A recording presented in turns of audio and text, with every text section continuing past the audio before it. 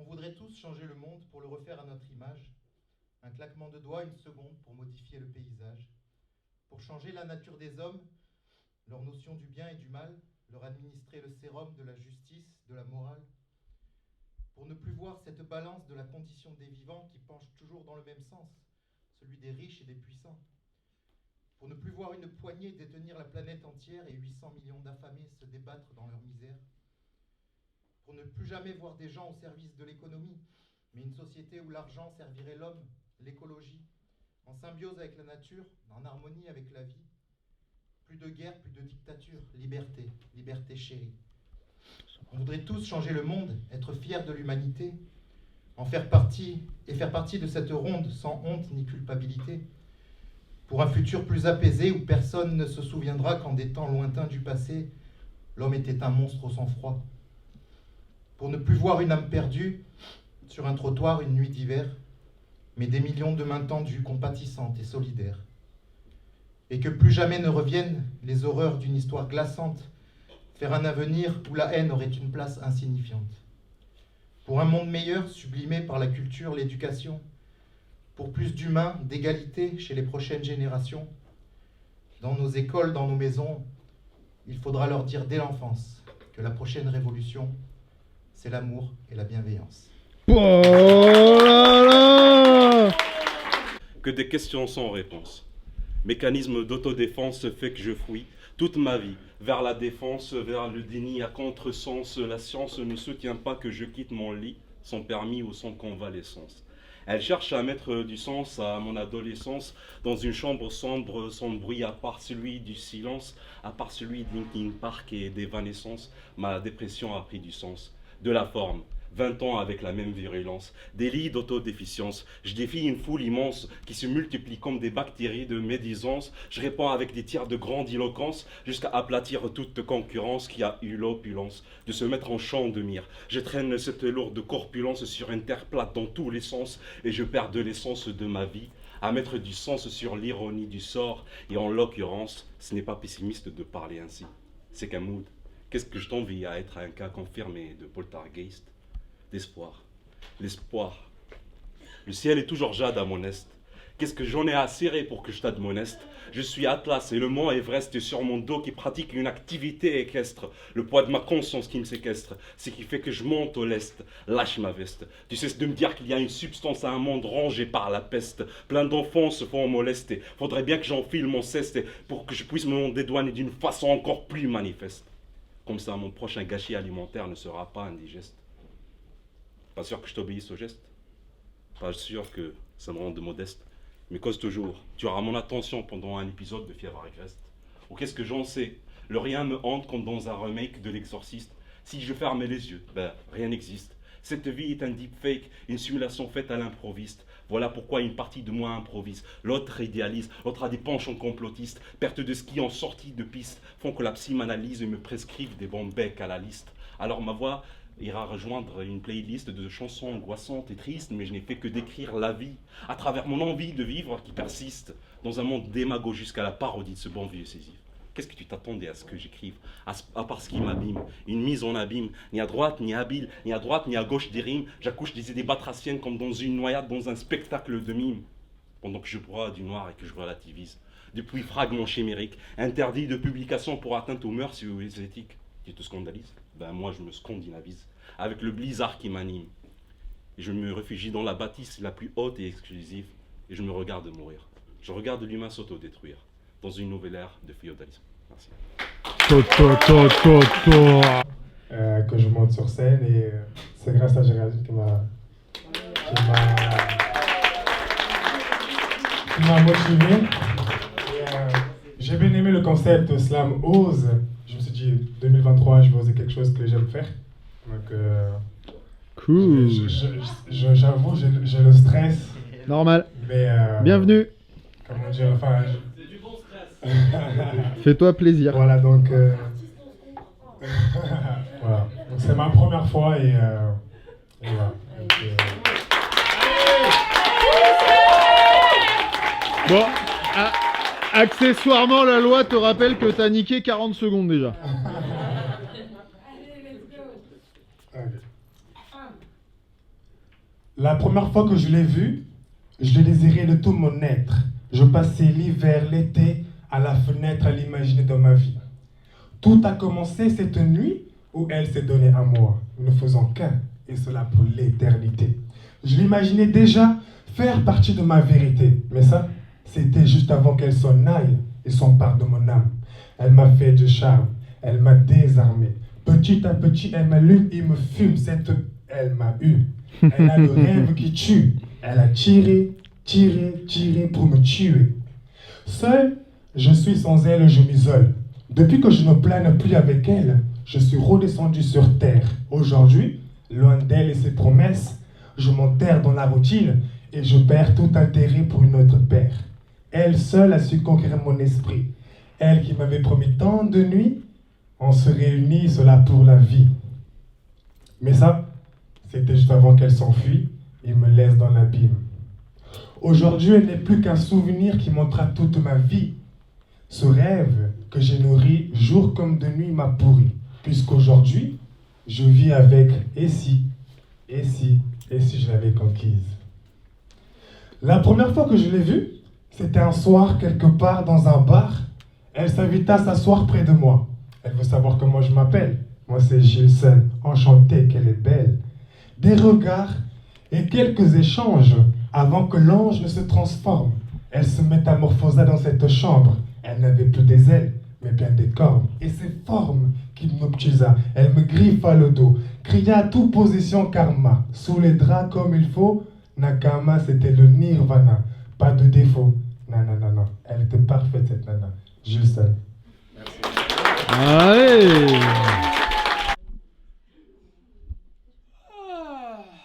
Kuna Matata. Je souffre. J'ai mon cœur qui saigne. Saigne. J'ai envie de t'enculer. J'ai envie de ton cul. Tu veux pas? Tu veux pas? Toujours le vagin. J'en ai assez du vagin. J'en veux plus. Plus de vagin. Du cul. De l'anus. L'anus.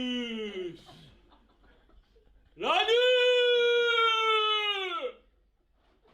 L'âne. Ah, les ânes ils s'enculent là. Non? Bah, moi j'ai rencontré des ânes qui bandaient, hein. Mais les animaux entre eux, ils aiment bien le cul, les animaux. Bah, si on faisait un peu comme les animaux, mais toi tu veux pas.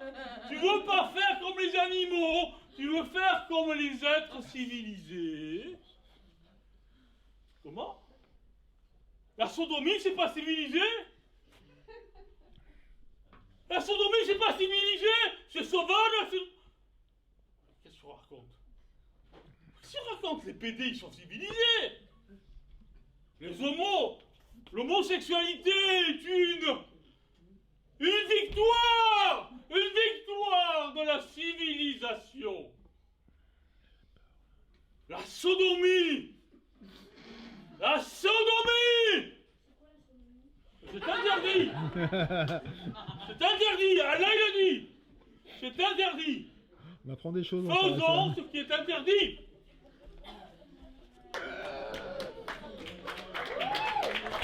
Eric, s'il vous plaît! Ouais. J'ai ouvert mon De truc. toute façon, je vais faire pareil. C'est oublié. Ça y est, bonjour.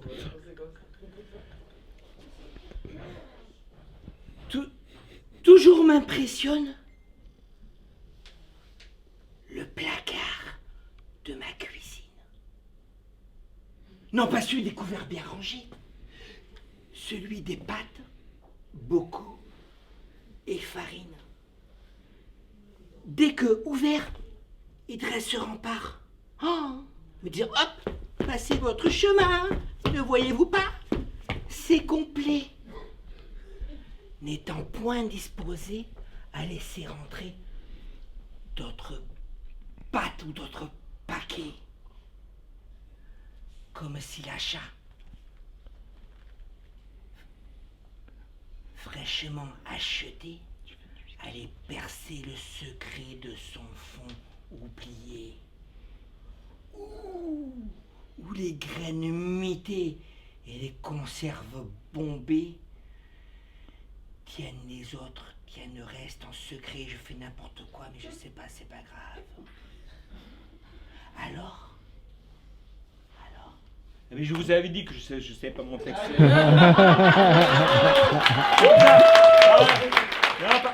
En fait, l'idée, c'est que quand tu fais un truc, tu oublies tout. Quand tu fais un texte, tu oublies tout, tu oublies le moment. Et en fait, tu as la rupture, d'oublier ton texte. En fait, c'est pour ça que j'enchaîne sur un texte que j'ai pris un peu au hasard. Bon, c'est pour ça que je vous demande de m'applaudir quand même. Au supermarché, sachez que sachez toujours me résiste. Mes mains se crispent, j'humecte, fricote, chauffe, débat, frotte.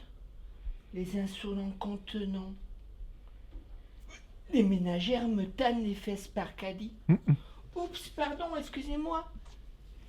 Il n'y a pas de quoi. Alors mes quêtes reprennent. Me suis-je trompé de côté?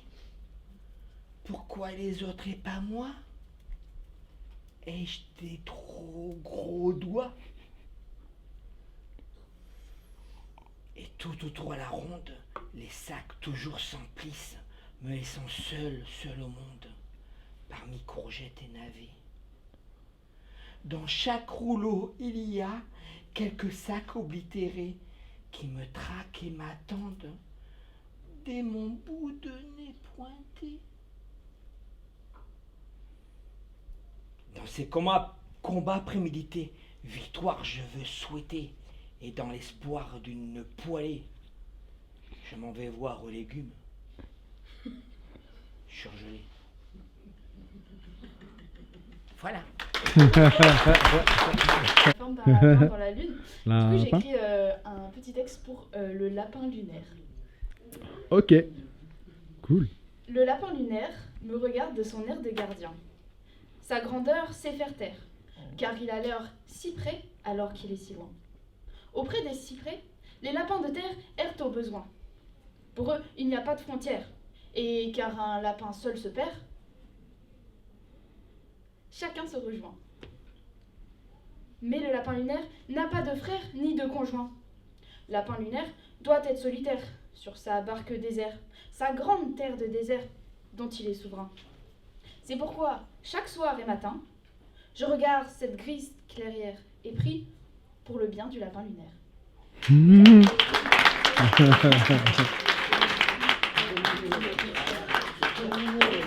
Vu que c'est un peu court, je veux vous en faire un deuxième, un peu dans le même style. Vas-y.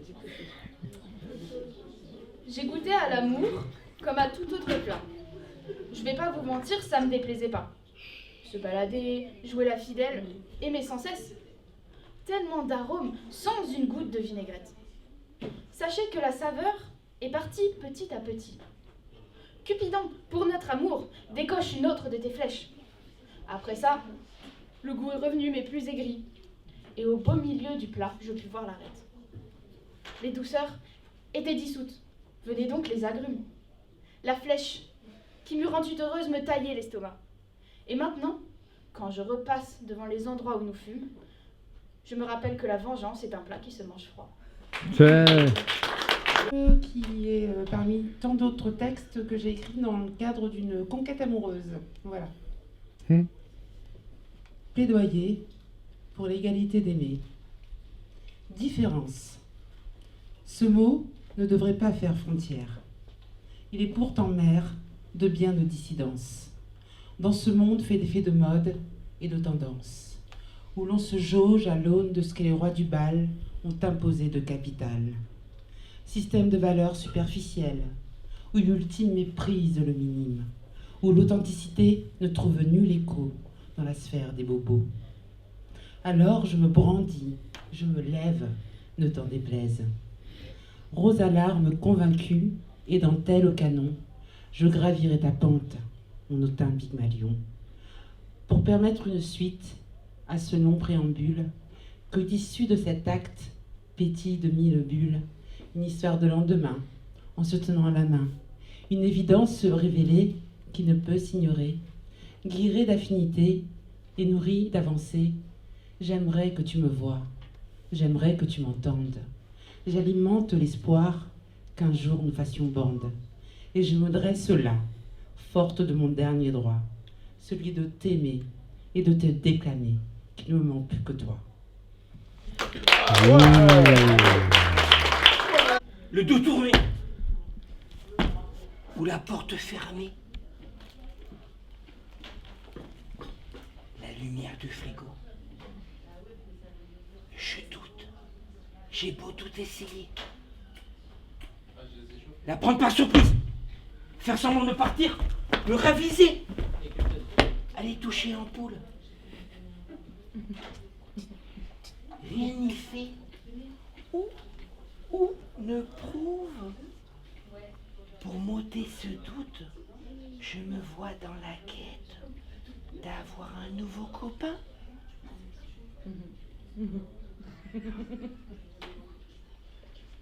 Un petit lutin. Bon, applaudissez-moi, mais surtout applaudissez. Les potes changent. L'époque n'est plus la même. Avant, on n'avait rien dans les poches. Des galériens mais proches quand même. On a pris des chemins différents. Chacun ses problèmes. Indifférents se divisent en faisant l'ignorant. Plein de vices, maintenant on fait semblant. On se tape même plus la bise. Qu'est-ce que tu deviens depuis le temps? Des amis des années oubliées, les souvenirs broyés, on devient des étrangers. L'époque a bien changé. Loin est le temps, tuer l'ennui. On avait toute la nuit pour rire de la vie. Innocent, on a été jusqu'à ce que la vie nous ait montré son côté pourri. Parce que aujourd'hui, c'est chacun pour soi. D'autres, incertains de leur destin, tombent dans ces chambres étroites. Et toi, mon ami, qu'est-ce que tu deviens? Moi, rien de spécial. Toujours le même rêveur, Gilles San Mendes. Merci. Apparemment, c'est... Ah, c'est l'alcool.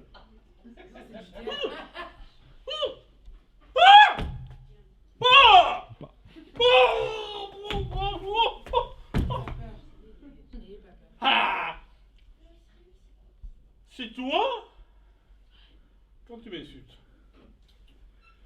Je ne supporte pas que tu m'insultes. Car je suis un être humain. Un être humain ne peut pas... Après tout, si tu veux m'insulter, insulte-moi, insulte-moi, insulte-moi. J'en ai rien à foutre que tu m'insultes. Mais quand même, le respect. Le respect.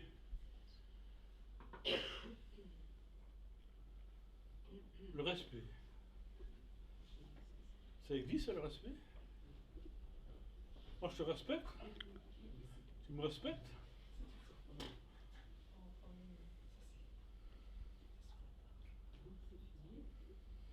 Tu crois que le respect, ça existe? Ça veut dire quoi, je te respecte? Je te respecte? Moi, tu me respectes, je te respecte? Espèce de putain, ça va te faire foutre! Je respecte pas, moi! Je respecte pas les femmes! J'aime que les hommes! Je respecte un homme, mais une femme, je le respecte pas! Une femme, c'est une putain! Salope!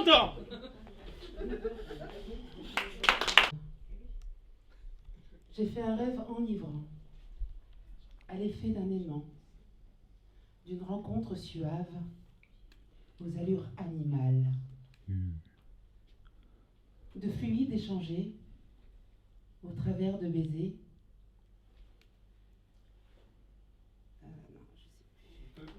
d'échanges de regards, langourants et charmants.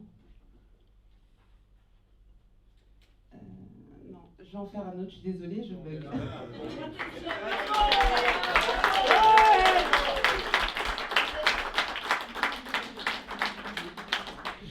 Alors vous choisissez, soit je connais Aimer sans retour, soit Mon maître. Aimer sans retour. Aimer sans retour. Amour, Aimer, destin plus beau.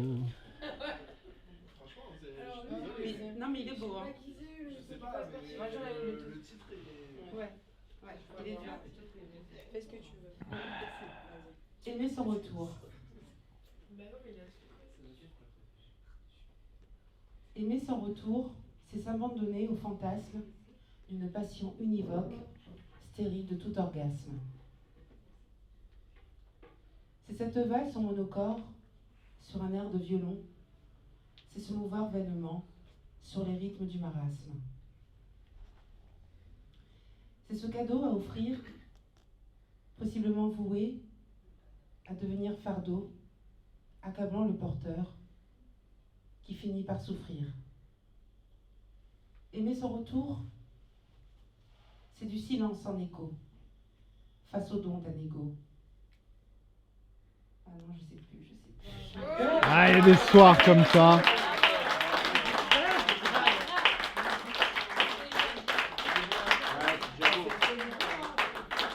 Est-ce que t'as ta feuille dans le coin? T'as ta feuille quelque part dans le coin ou pas? Des fois halal, des fois pas. Je sais pas pourquoi j'ai un gros bug. Ça arrive, ça arrive. C'est parce que c'est le moment. C'est parce qu'en fait, le moment où. Parce que ce soir, c'est une scène, c'est le bordel et c'est trop bien. Non, parce que. Peut-être que mon maître, je la maîtriserai mieux. Non, mais. Ouais, mais c'est. Mon maître, tu la maîtriserais mieux. Bon, est-ce que. On fait le maître? En maître? Allez, on fait. C'est pas grave. C'est pas grave. Ce n'est qu'un jeu. Ce n'est qu'un jeu. Ouais. Paiement. J'ai un trou. C'est le texte de l'autre là. Ah ouais. Mon maître. Ce terme éloquent suggère facilement dominance et soumission.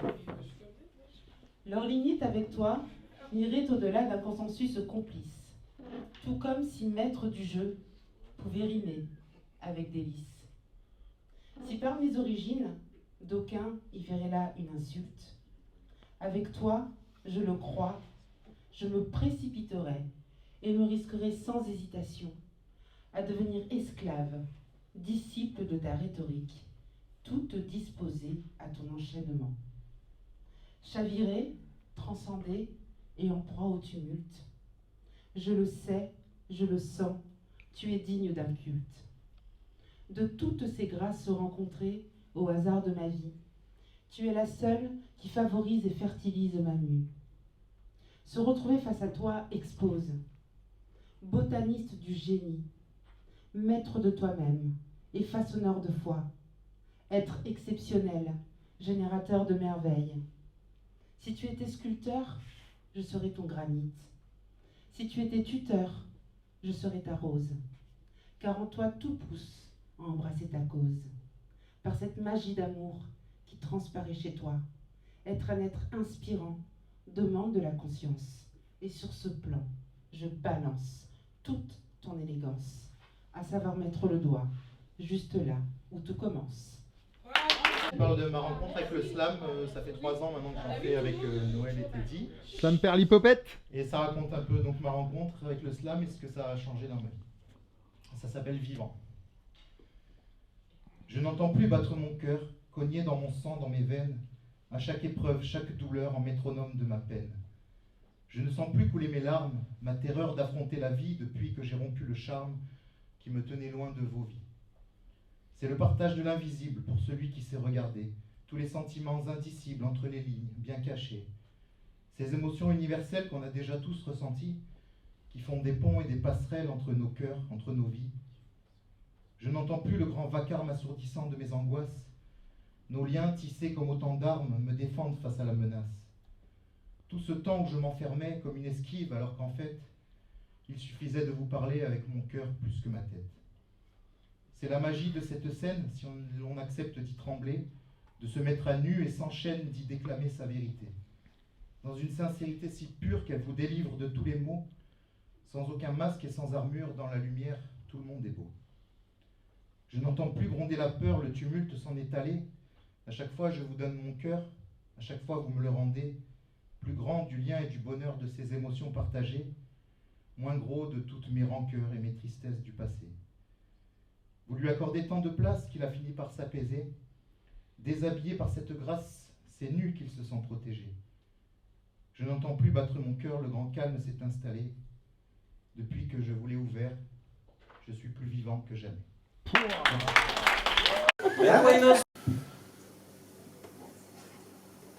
Changement de ton. Mais c'est de l'élevage ou c'est du nature? Enfin... J'aime bien le poisson. C'est pour ça. À écrire sur un banc, 5 minutes avec foi. Ne pas combler ses blancs, juste être avec toi. Prendre tout notre temps et se laisser le choix. Toucher le bonheur du bout des doigts. Ne plus compter les heures, le temps pèse de son poids. Je veux écouter ton cœur, dis-moi tout ce qu'il croit.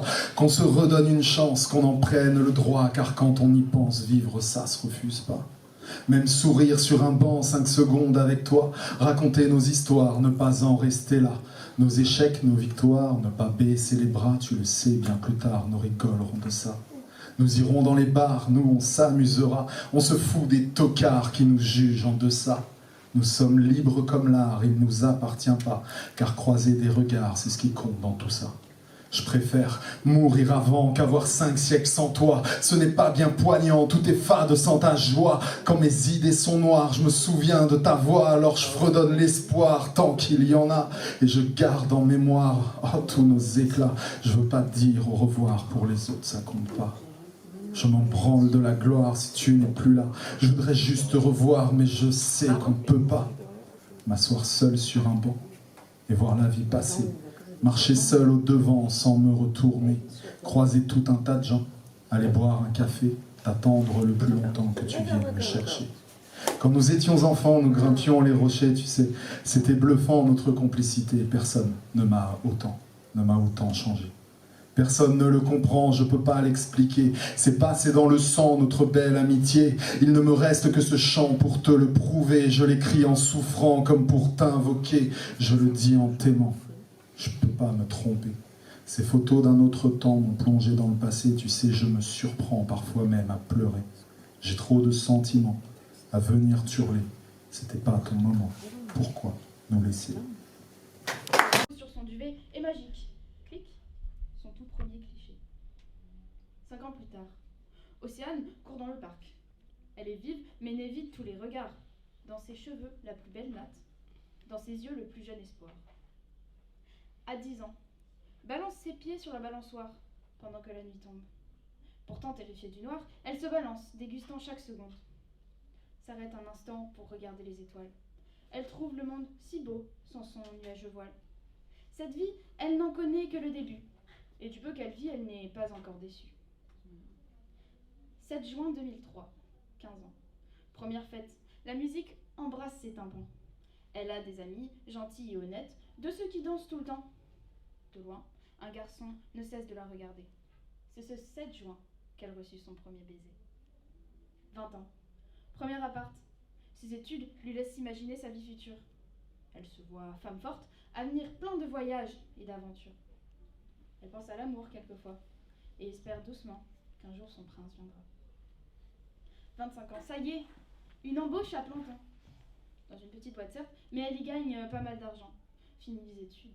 Elle peut souffler à présent car elle se dit avec certitude que le plus dur de sa vie n'est plus le présent. 17 avril 2014. Un collègue de bureau l'invite à une sortie. Là-bas, elle croise l'ami d'un ami de son ami. Un bel homme, fort et d'esprit. Et pris tous deux d'une nouvelle envie, ils se donnent souvent rendez-vous dans un café de la ville. L'amour est aveugle, disent-ils. Pourtant, elle voit clairement cet homme de jour comme de nuit. Ses mèches folles, ses yeux quand il rit, son amour noble et son charisme aussi, tout l'a guidé vers un verbe déconseillé, aimer à la folie. 5 ans plus tard, mariée depuis 1 an à cet homme plutôt charmant, au gradé de son entreprise longtemps et planifiant l'arrivée de futurs enfants, elle n'est mécontente. Il fut un temps où elle redoutait ce moment de sa vie. Ce moment où tout était déjà fait, où le nuage gris s'installe et surviennent les pluies d'ennui. Mais au final, elle ne ressentit aucune de ces intempéries. Heureuse est Océane. Enfin, c'est ce qu'elle dit. 5 octobre 2020. Petite soirée entre amis, dans un grand bar, car elle a enfin déménagé à Paris. Elle s'amuse, elle oublie. Le temps passe et l'horloge fuit le ralenti. Quand elle réalise son retard, sa peau devint blanche, ses idées noires. Cours, Océane, cours! Cours dans la ville lumière. Rentre dans la gueule du loup, vite. Il ne faut pas le mettre en colère. En rentrant chez elle, son mari a vrillé. Putain encore, soupira-t-elle. La bouteille est vidée. Éclat de rage dans les murs, elle a l'habitude. Mais, juste pour être sûre, Nico? La voix pleine d'inquiétude. Il se leva difficilement, d'un pas incertain. Elle sentit le changement qu'il y avait entre aujourd'hui et les autres fois. Puis, il la vit et l'attrapa d'une main, si fort qu'il lui brisa presque les doigts. Une claque. Plusieurs fois, il la frappe de ses gestes maladroits. L'alcool empeste les prières d'Océane. Folle est la rage que le mari dégage. Coup par coup, elle abandonne. Sa garde se baisse et, sous les coups, s'adonne. Elle n'entend plus les insultes, par habitude, mais les reçoit physiquement, comme d'habitude. Sa fierté, bien plus grande qu'elle, sans doute, car ses yeux ne versèrent une seule goutte. Puis il la lâcha comme un lièvre abattu, il la laissa seule pour guérir ses blessures. Ce que j'ai dit sur les larmes est vrai, mais ce qui est des gouttes, sa jambe saignée et son cœur plein de bleu, témoignaient du peu de route qu'il restait entre elle et Dieu. Mai 2023, Le Figaro. L'annonce remplit un carré entre les pubs et la météo.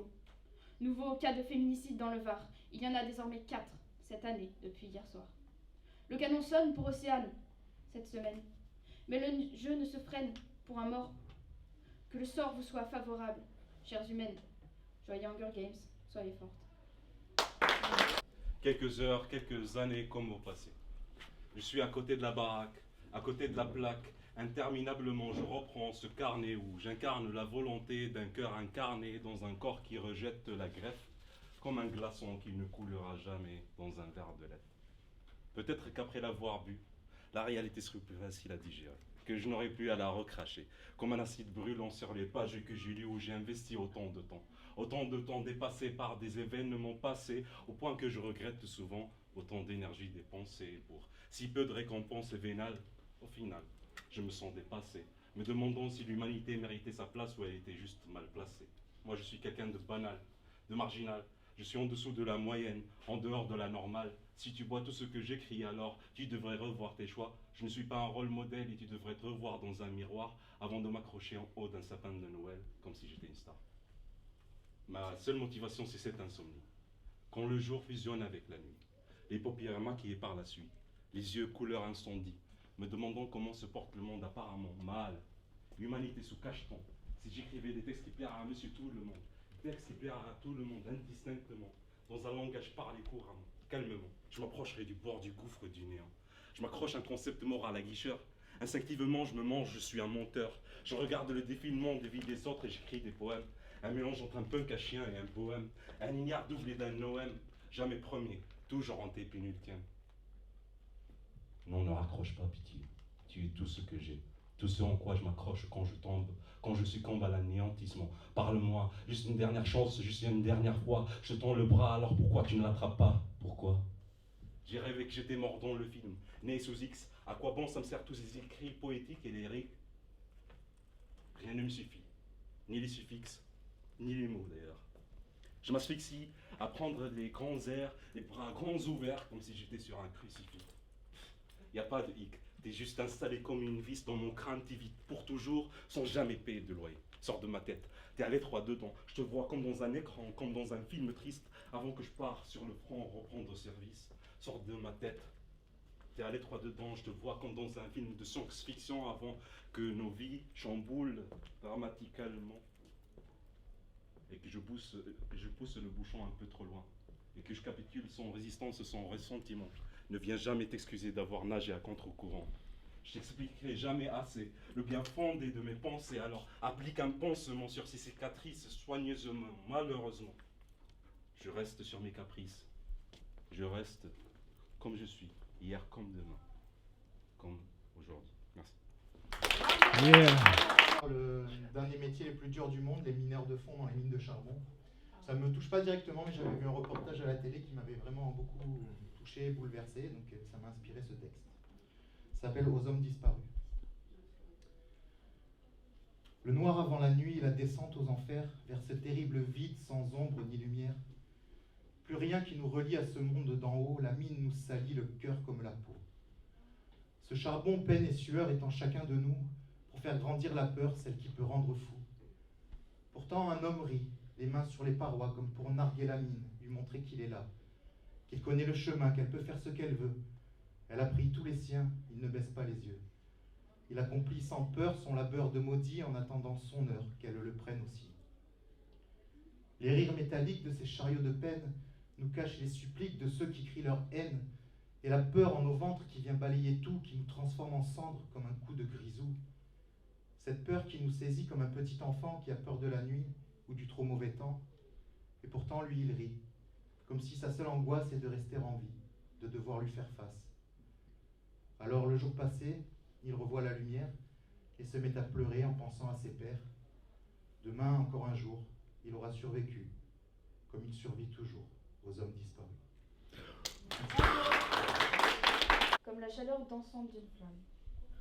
Trop te côtoie, car de te voir indomptable et vif donne une direction à leur épopée sans sens. Pourtant, mon désir, à mes yeux, tu es gelé, telle une dalle de béton en hiver. Tu es cassant, net, et tu viens et tu pars. Sais-tu vraiment ce que tu veux? Ou le sache. Tu m'assaillis froidement d'une beauté vivante, mais sur le seuil du trépas. Statue de fer dans mon esprit temple. Quelquefois restant attaché à moi, tel un enfant à sa mère, si bien que j'eus à maintes reprises l'envie que tu disparaisses. Je regrettais alors toujours ces pensées lorsque tu disparais vraiment. Mon désir. Tu embaumes mes blessures tout en les déchirant. À ce propos, quel type de docteur n'aime pas son patient?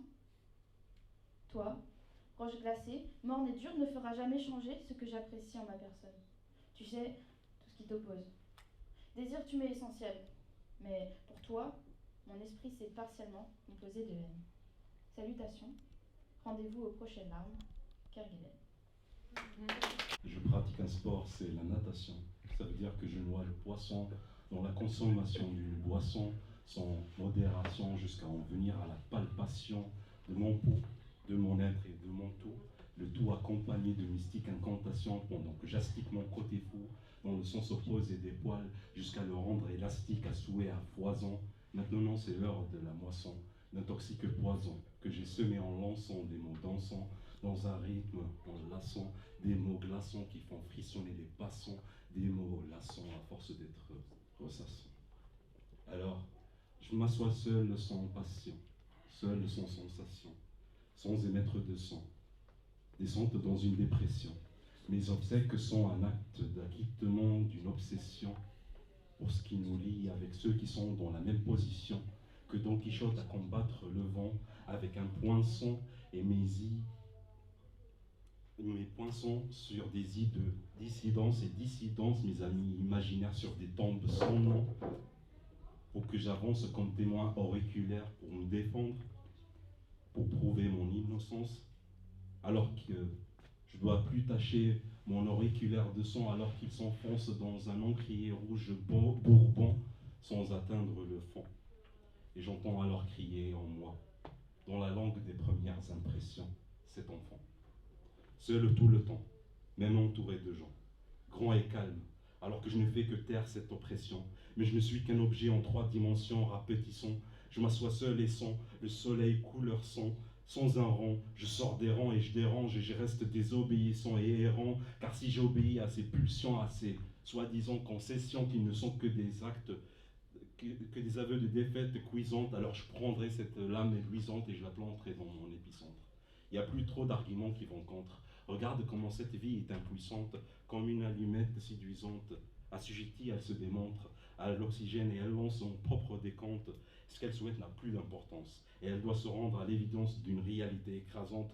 Elle s'éteint, nul brûle son dégénérescence. Regarde comment je suis atteint et pas que par la honte, par ce qui me hante, par ce qui me tente. Je m'ouvre à autrui quand je chante, je m'ouvre à autrui quand ça me chante. Une marche lente vers une mâchoire béante et immense. Je marcherai comme bon me semble et je trébucherai pour qu'elle me mâche et qu'elle m'arrache mon compte et qu'elle me digère et me recrache sans me rendre de compte. Je suis.